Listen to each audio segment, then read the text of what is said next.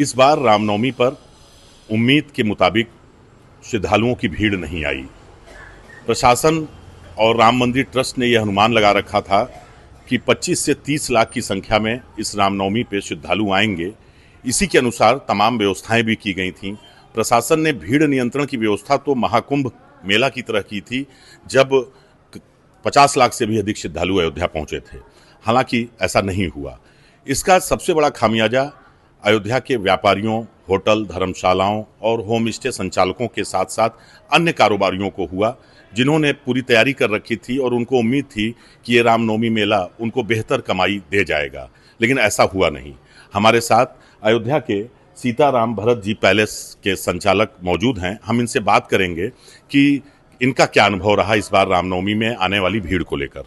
जी sir, हम लोग तो बहुत आशा कर रखे थे कि अभी ये चैत्र रामनवमी मेला आ रहा है, इससे हम लोग को, क्योंकि मेरा 10 रूमों का होटल है, मैं सोच रहा था कि बहुत अच्छा चलेगा, लेकिन ऐसा नहीं हुआ। जी नहीं, तो जैसे आपको कल कितने कमरे आपके खाली रह गए, कितने प्रतिशत? लगभग सारे कमरे। मतलब श्रद्धालु नहीं आए रुकने के लिए? पहले से एडवांस बुकिंग भी नहीं थी?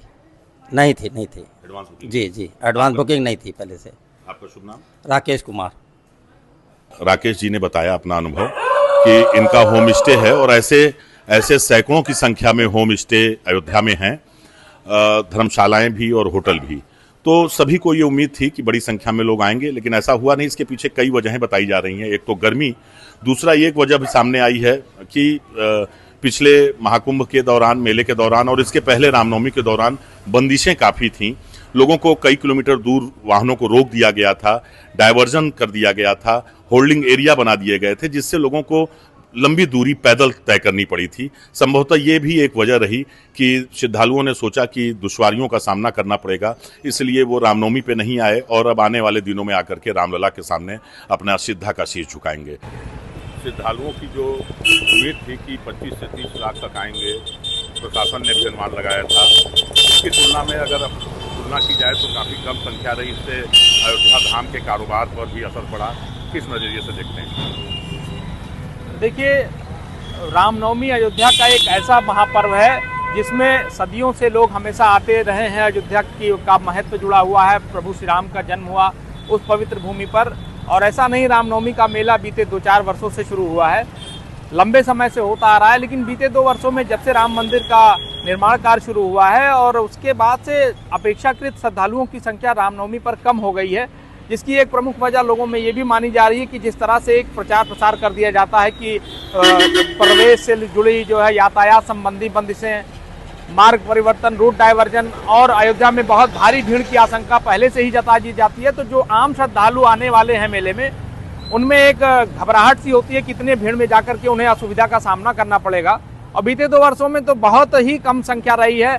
मैं तो अयोध्या का नागरिक हूँ, मैंने करीब 30 वर्षों में रामनवमी के मेले को देखा है, लेकिन बीते 2 वर्षों में हर बार की स्थिति यही है कि लोगों में एक जो भ्रम पैदा हो जाता है कि अयोध्या में बहुत भीड़ होने वाली है, वहाँ पर धक्का मुक्की होगी, अव्यवस्था होगी, तो उस वजह से जो है अयोध्या में जो है मेले में आने वाले श्रद्धालुओं की संख्या पूर्व के वर्षों की अपेक्षाकृत बहुत ही ज़्यादा कम रही है, जिसका सीधा असर यहाँ की अर्थव्यवस्था पर पड़ रहा है, क्योंकि अयोध्या के मेले ही यहाँ के लोगों के जीवन रेखा है, अर्थव्यवस्था ही यहाँ के संचालित करते हैं मेले। तो वो एक तरह से देखा जाए तो अर्थव्यवस्था पर बहुत गहरी चोट पड़ी है।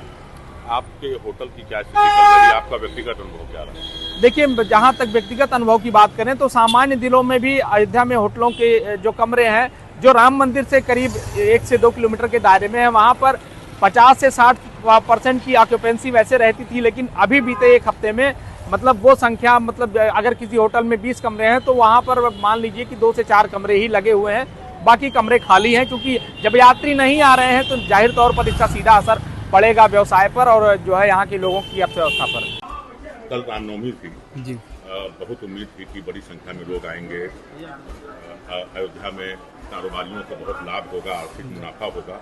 कैसा अनुभव रहा कल आपका? जय श्री राम। सर्वप्रथम तो ये मोहित गुप्ता हमारा नाम है। श्री राम लला पैलेस होटल, ये दंत धावन कुंड पर हमारा प्रतिष्ठान है। और कल के बारे में अगर बात करें तो कल रामनवमी 0 चली गई, सारे व्यापारी रोते रह गए। बहुत सारे जो छोटे व्यापारी हैं उन लोगों ने रामनवमी की भव्य तैयारी की थी कि लगभग 30 से 35 लाख पब्लिक आएगी। तो भाई सामान आदमी को उधार लेना पड़ता है, छोटे व्यापारी भी उधार सामान लेके ही बेच पाते हैं, और उन्होंने होलसेल में सामान तो ले लिया लेकिन बिक्री कुछ भी नहीं रही। कल का ऐसा रामनवमी था कि एक भी रूम हमारे यहाँ नहीं बुक था, एक भी रूम। इस रोड पर भी आप मैक्सिमम आप समझिए कि हमारे इस रोड पे 16 होटल हैं, 16 होटल में लगभग बहुत ज़्यादा लगे होंगे तो 2-3 होटलों में 4-5-10 कमरे लगे होंगे। इसके पीछे वजह आपको क्या लगती है, क्या वजह रही? वजह क्या, पिछली बार जो है राम जन्मभूमि ट्रस्ट की ओर से अपील हुई थी कि बहुत भीड़ होगी, बहुत पब्लिक आएगी, लोग डर गए, उसके कारण नहीं आए, और इस बार भी यही हुआ है। जब हमारी अयोध्या इतने बड़े महाकुंभ को संभाल सकती है, चाहे जैसा भी हो, हर आदमी प्रॉपर दर्शन करके गया और सबको यहाँ पर प्रसाद मिला, सारी व्यवस्थाएं मिली, कोई आदमी असंतुष्ट होके नहीं गया, पूरी तरह संतुष्ट होके गया, दर्शन पा के गया, रामलला और अयोध्या धाम की जय जयकार करते, योगी जी की और सरकार की जय जयकार करते गया। तो मैं निवेदन करता हूँ कि इस तरह की कोई अपील ना करे। व्यापारी भाइयों पे बहुत बड़ा संकट आ जाता है इस समय। मार्केट आप देख लीजिए, मार्केट का ग्राफ अगर 100 में देखा जाए तो 4% का ग्राफ है, 96% मार्केट डाउन है। अगर आप ये वीडियो YouTube पर देख रहे हैं तो हमारे चैनल को सब्सक्राइब करें और बेल आइकन को दबाना ना भूलें। अगर आप Facebook पर ये वीडियो देख रहे हैं तो हमारे पेज को लाइक करें।